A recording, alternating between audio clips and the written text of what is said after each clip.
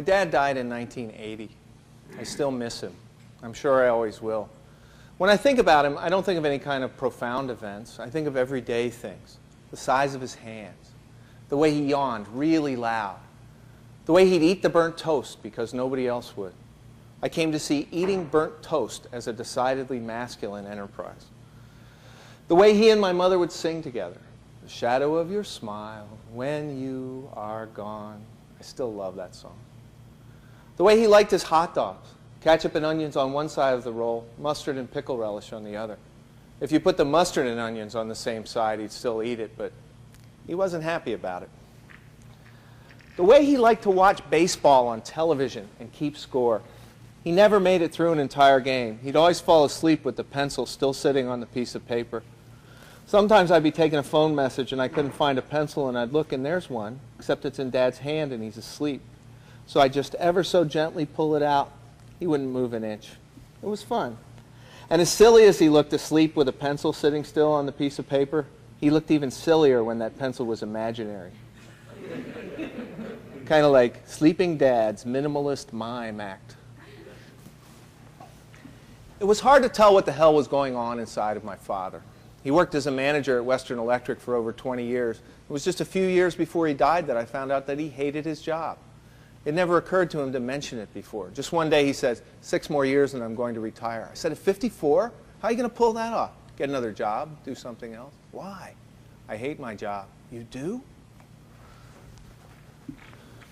Come to think of it, I didn't even know what he did during a day at work. All I knew was that he put on a suit in the morning when he was really cheerful, and he came home in the evening tired and irritable.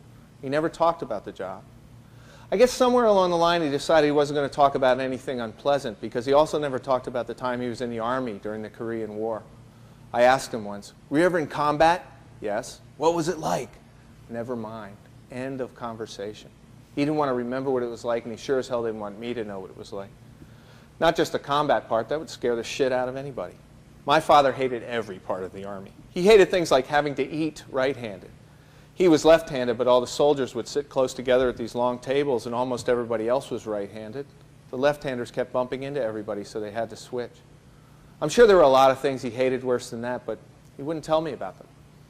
You see those commercials? They try to make you believe that the Army is actually fun. Be all that you can be.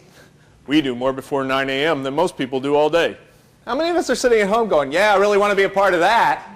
I want to get up at 4 in the morning, lift some heavy stuff, jump out of a plane, and eat breakfast out of a tin can. That's for me.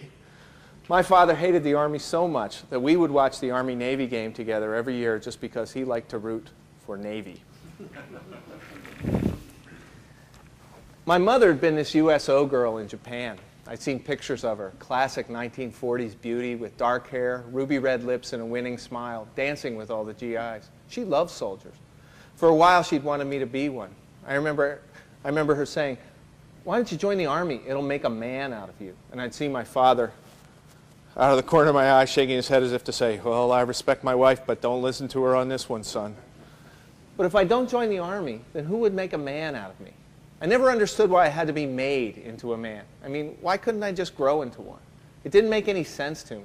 Nobody ever said to my sister, why don't you enter the Pillsbury Bake-Off? It'll make a woman out of you. I think the Army and the job robbed my father of some of his spirit. Not all of it, but some of it. He was only 50 when he died from heart disease, and I think some of this Army and work and holding things in was a part of what killed him.